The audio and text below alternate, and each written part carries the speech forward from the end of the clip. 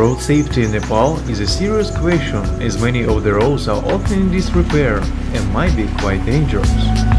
And in this video I'm going to share with you my own experience, tips and recommendations about bus traveling in Nepal, so that you could better organize your own trip and travel safely.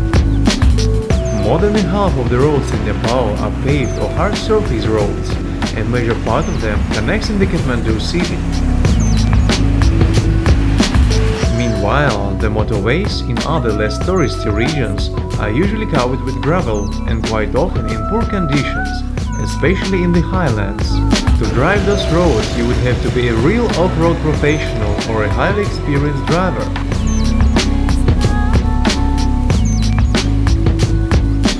And yes, accidents really happen here, which usually caused by difficulty of the roads and frequent landslides, poorly maintained old vehicles which are usually overcrowded, or a lack of skills of the drivers. But thanks God it is happening not as often as you might imagine. Most of the bus drivers in Nepal who run buses along this road are genuine professionals and the road experts with huge experience, so traveling by public buses is relatively safe. But still, the intercity roads are super bumpy and narrow, and if you decide to save some money by choosing a bus ride instead of a flight, then be prepared to be thrown out of your seats when the bus passes through potholes, or be totally freaked out by looking at the deep precipice in a half meter of your windows. And quite often there is no safety barriers and no street lighting on the road. This traveling experience is definitely not for everyone.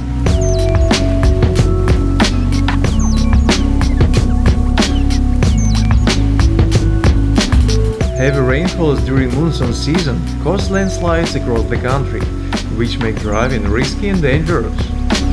The roads might be blocked or washed away, and its repair will be impossible to complete until the rainy season is over.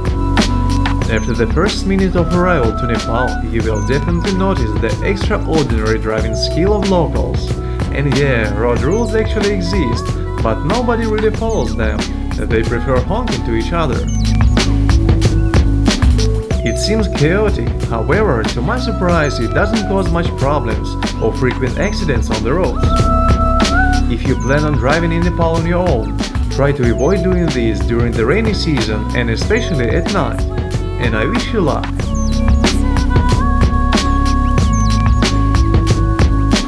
Good morning everyone, it's 6:30 in the morning and about 8 degrees, and now I came to the Kathmandu bus station to get a bus to the Pokhara, and the ride will take around 7 to 9 hours depending on the traffic.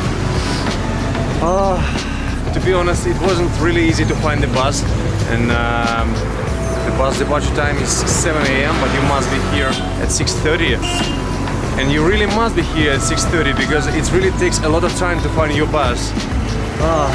It's a real challenge. And this is how the Kathmandu tourist bus station looks like.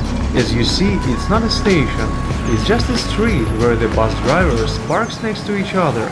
No signs, no information. And you better hurry up to find out which of them belongs to your tour company. You'll just have to run around each bus trying to find any sticker on the door or a piece of paper with the company name attached to the window. Does it sound exciting to you? The most popular route from Kathmandu to Pokhara is not too bad.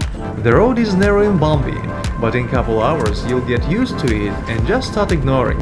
Usually drivers stop couple times during the ride for toilet, breakfast and lunch break. But those toilets on the roads? Oh, maybe it's better to go in the jungles. Eating food at those stops is also quite doubtful.